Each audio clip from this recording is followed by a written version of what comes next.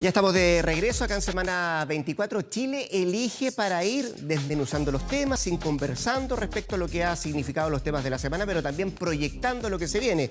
Decíamos al inicio, el tema de los camioneros tiende a radicalizarse, tiende a ser más complejo, por cierto, también para el gobierno y las negociaciones con el Ejecutivo. Vamos a ir al Palacio de Gobierno, justamente a La Moneda, para tomar contacto con el ministro vocero Jaime Belolio, el ministro secretario general de Gobierno, para comenzar a dialogar con él. Ministro, ¿cómo le va? Buenos días. Gracias por atender a Semana 24 Chile Elige. ¿Cómo está? Hola, Rodrigo. ¿Cómo estás? Muy bien, Carla, ¿y usted? gusto. Buenos días, ministro. Está Carla Zunino junto a nosotros también, ministro. Quiero partir preguntándole a propósito de lo que significó el día de ayer, la respuesta bien concreta de parte de los camioneros, en el sentido de rechazar la propuesta que le había hecho el Ejecutivo. Y no solamente eso, da la impresión de que esto comienza a radicalizar. Le quería preguntarle qué margen hoy día tiene de acción el gobierno para seguir conversando con los camioneros. Bueno, nosotros lamentamos que obviamente hayan rechazado la propuesta del gobierno, que es una propuesta que se hizo en diálogo, que se hizo consciente de que estamos claros que muchos camioneros han sufrido de violencia, han sufrido de ataques a mansalva, han sufrido de un incendio que significó que Juan Barrios fuera asesinado al interior de su propio camión. Y por tanto, hay una serie de instrumentos legales y de proyectos que nosotros hemos puesto en el Congreso Nacional que significan mejores herramientas para combatir el narcotráfico, el terrorismo, la propia ley Juan Barrios, el robo de madera, etc. Es decir, una serie de cuestiones que son importantes para nosotros, pero al mismo tiempo, como reconocemos que ellos han sido víctimas, no queremos que siga el paro, porque quienes sufren las consecuencias de dicho paro son las personas comunes y corrientes que ya han sufrido demasiado producto de la pandemia. Y en esto también ser súper claro. Una cosa es la movilización pacífica, que es completamente compatible con una democracia, y otra cosa distinta es la amenaza de cortar carreteras, ingresos a puertos y otros, en los cuales nosotros no vamos a tener un doble estándar. Siempre que eso ocurra, la fuerza policial tiene la obligación de restituir el orden público. Ministro, ¿y por qué eso no ha pasado ya? Esta semana el ministro de Salud decía que se tuvieron que desviar ambulancias, por ejemplo. ¿No es eso poner en riesgo la salud de las personas, la seguridad pública? ¿Por qué ustedes no han, por ejemplo, pensado en aplicar la Ley de Seguridad Interior del Estado o querellarse por la Ley Antibarricadas, que es una ley que su sector político impulsó fuertemente en el marco del estallido? En eso, Carla, yo quiero volver a insistir. Han habido operativos policiales en distintas partes del país. La inmensa mayor parte de las veces que se ha cruzado ha sido una cuestión muy transitoria y por tanto se ha actuado por parte de las policías con el objeto de restituir el orden público, porque nosotros no vamos a aceptar que cualquier grupo, el que sea, ponga en riesgo la cadena de abastecimiento o que pretenda cortar las carreteras para que las personas puedan libremente transitar. ¿Ministro? Además, sería contradictorio, Carla, con lo que los mismos gremios de camioneros están diciendo. Ellos dicen: queremos que haya Estado de Derecho en todas partes, que no haya temor a poder transitar y libertad de transitar a cualquier hora. Y empatizamos con eso. Por eso es que tenemos esos proyectos de ley puestos en el Congreso. Y a pesar de que a algunas personas de izquierda no les gustó, yo voy a insistir. Así como no nos gusta que nos bloqueen las carreteras, también le pedimos colaboración al Congreso, que por lo menos los ponga en votación. Hay algunos de estos proyectos que llevan muchos meses esperando y no nos gusta la lógica del bloqueo también, Ministro, de los proyectos de ley. No entendía a qué se refiere con que hay una contradicción, el pedir que se aplique la ley para que haya orden público en un escenario además de una excepción constitucional como la que estamos, porque estamos en medio de una pandemia y con lo que ha pasado, por ejemplo, con ambulancias, ¿sería una contradicción en qué sentido? ¿No debe el gobierno cautelar que haya orden público también? No, al contrario, yo dije justo lo otro, Carla. Dije que no hay contradicción al mismo tiempo en decir que uno puede empatizar con la solicitud de Estado de Derecho, de seguridad, de que ellos han sido víctimas de ataques a mansalva, el ataque a una niña de 9 años, y otra cosa distinta es decir que no estamos de acuerdo con el paro. Y que cuando ese paro, que es, o esa movilización que es pacífica, pasa a no serlo, es decir, se cruzan en las carreteras, impiden el paso de los puertos, impiden que lleguen los alimentos o los combustibles o los insumos, por supuesto que nosotros vamos a actuar con la ley. No se trata de mano blanda a mano dura, se trata simplemente de aplicar la ley. Y de eso es lo que está encargado el ministro de Interior, que ha estado no solo en las conversaciones de forma permanente con los distintos gremios de camioneros, sino que también con las policías que están desplegadas a lo largo de todo el país. Ministro, a propósito de lo último, de lo que usted decía, de cómo se va a tratar de que esto siga avanzando, pero la pregunta es recurrente respecto al desabastecimiento. Entiendo que en Osorno ayer ya no había combustible, habían filas en distintos servicentros para tratar de cargar combustible por parte de los ciudadanos de esa ciudad del sur del país. Pero además, la advertencia que hacen los propios dirigentes de los camioneros tiene que ver con algo de que no van a dejar pasar camiones de Temuco hacia el sur y le están pidiendo a sus colegas que no lo hagan. Mi pregunta apunta directamente a eso, porque además del comercio, ministro, dicen que en 14 días más podrían haber problemas. Estamos en el cuarto. ¿Qué se le responde, por ejemplo, a la gente del sur que está un poco preocupada a propósito de este tema? Lo primero, Rodrigo, es que yo espero que se levante cuanto antes este paro. Y esas conversaciones y esa propuesta que ha hecho el gobierno se hizo el día de ayer. Ellos lamentablemente dijeron que no, hemos seguido en conversaciones y el diálogo, esa la lleva adelante el ministro de Interior. En el caso de Osorno lo que hubo fue un temor porque se generara eventualmente un desabastecimiento. Habían camiones que estaban siendo parados, que tenían combustible, algunos de ellos finalmente entraron a la ciudad y también se pudieron destrabar gracias al trabajo que hicieron los intendentes. Pero de nuevo, no es aceptable que alguien diga que, por ejemplo, no se puede llevar carga de alimentos. Si eso ocurre, obviamente que el Estado tiene la obligación de aplicar toda la ley. Y de nuevo, quiero insistir, no es mano blanda, mano dura, simplemente aplicar la ley, porque en Chile no es aceptable que alguien pretenda cortar la cadena de abastecimiento ya sea en la zona sur, centro, donde sea. Ni tampoco que tengan que estar desviándose ambulancias u otro porque no corresponde. Y en eso nosotros tenemos a todas nuestras policías desplegadas a lo largo del territorio. Esto está concentrado en algunas regiones y por supuesto que si se invade el Estado de Derecho o las reglas, obviamente que nosotros vamos a actuar. Pero de nuevo, sí, a diferencia de otras veces en donde parece un poquito curioso, Rodrigo, que los mismos que votaron en contra de la ley antibarricada porque justificaban la violencia, los mismos que decían que la ley de seguridad interior del Estado era criminalizar los movimientos, ahora sean los que más lo gritan. Nosotros no tenemos doble estándar.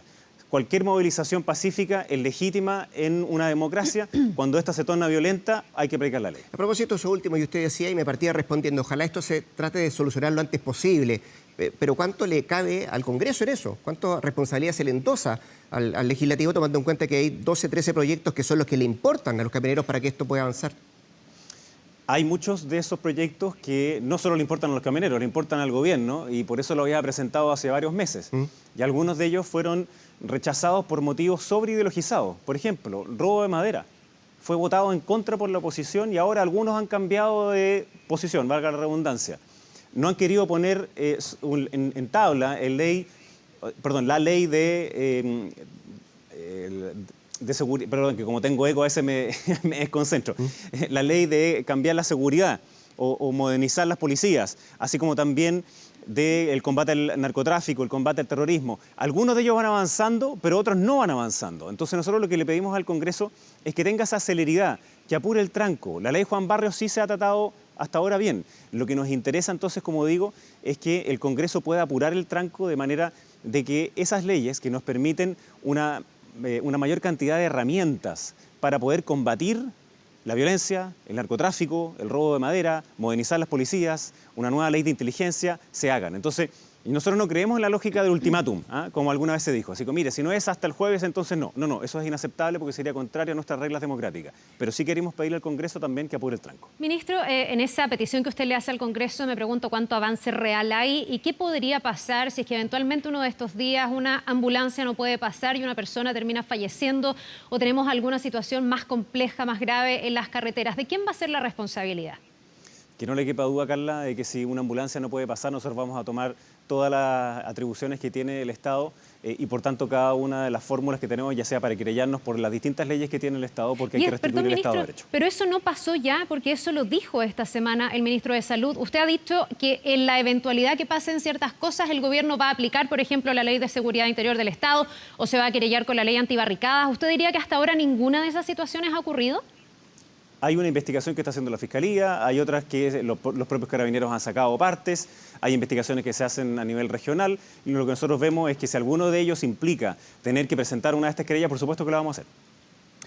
Ministro, déjeme cambiarle un poquito de tema a propósito de cosas que hemos visto en el transcurso de esta mañana. Dos diarios que hoy día traen entrevistas, una, y estoy dirigiendo directamente a usted porque usted además es militante de la Unión Demócrata Independiente. Aparece Evelyn Matei en uno de los diarios diciendo que efectivamente va a ser candidata a la presidencia. Y en el diario El Mercurio hoy día viene una entrevista también a Pablo Longueira, donde habla de varias cosas. Primero, que va por el apruebo. Segundo, que quiere ser constituyente. Y tercero, además quiere ser presidente de la Unión Demócrata Independiente. ¿Cuál de las dos pudo leer y cuál de las dos le llamó más la atención, ministro? Bueno, parte de mi pega implica que tengo que leer todos los medios, ojalá lo antes posible, así que anoche ya los había leído. Pero también parte de mi pega, Rodrigo, es que ya no soy solo diputado y por tanto vocero a mí mismo, sino que vocero de gobierno. Y como tal, al gobierno no le corresponde meterse en algo que es más bien de los propios partidos. Sí nos interesa que Chile Vamos tenga propuestas de futuro y propuestas unitarias y que logre convencer a la inmensa mayoría del país, que contribuya a bajar este clima de mayor polarización que existe en nuestro país. Entonces, tanto lo que ha hecho Evelyn Matei así como Pablo Longueira nos parece que está dentro del marco de lo legítimo, que puedan expresar esas opiniones.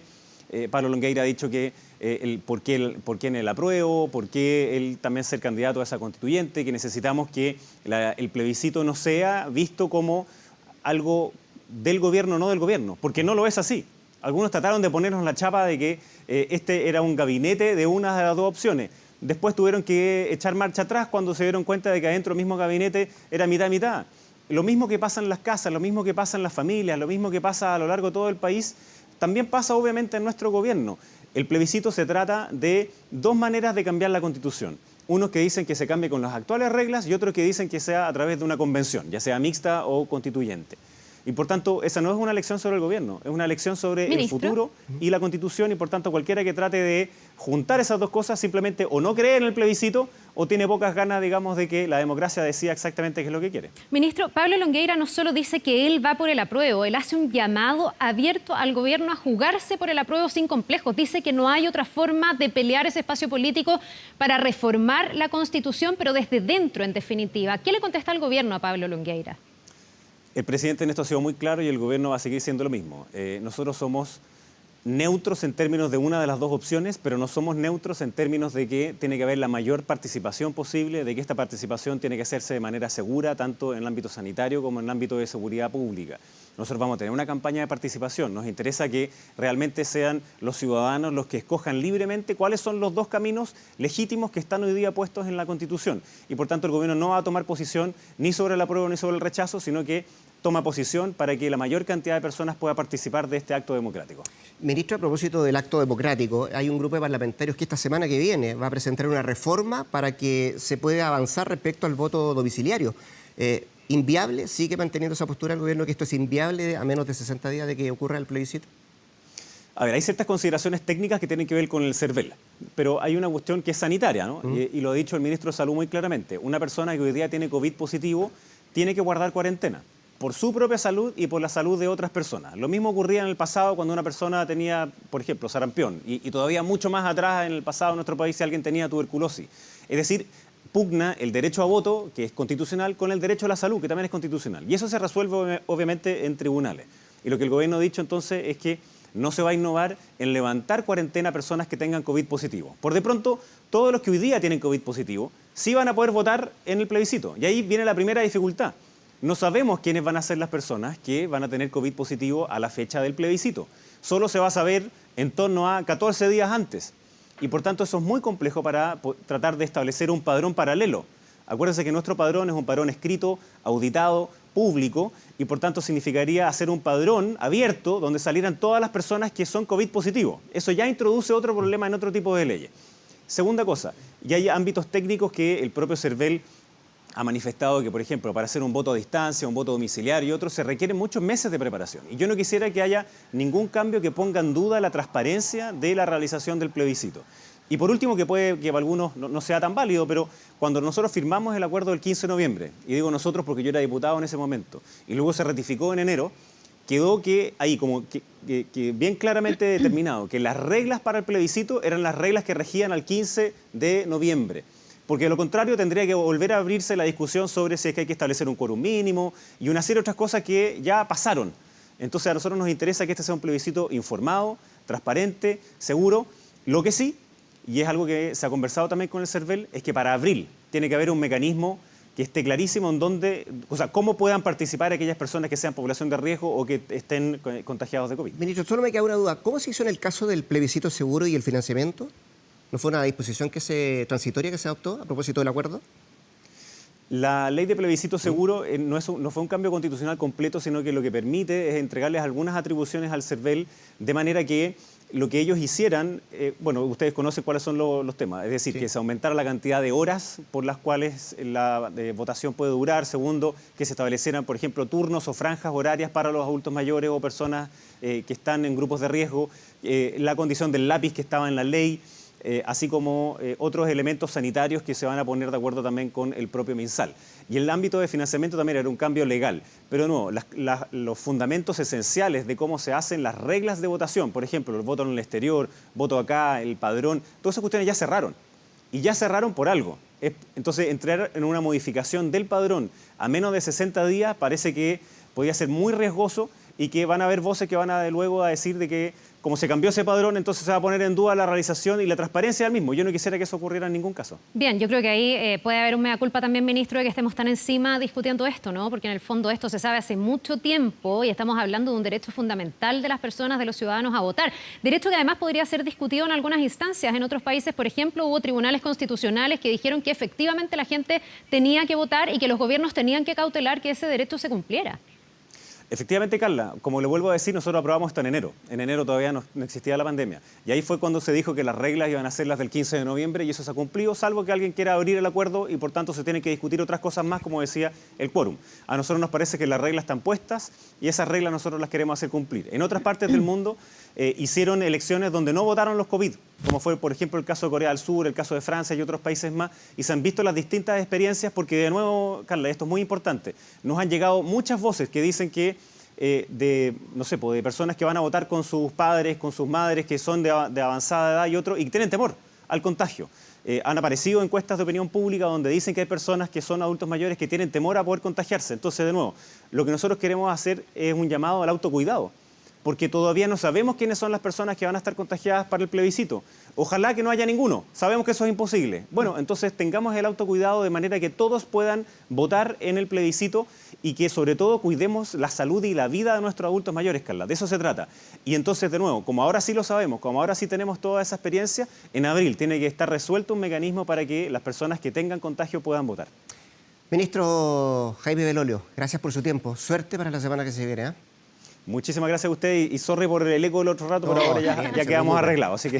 No se preocupe, gracias. Aspectos técnicos. Gracias, ministro. Chao. Chao.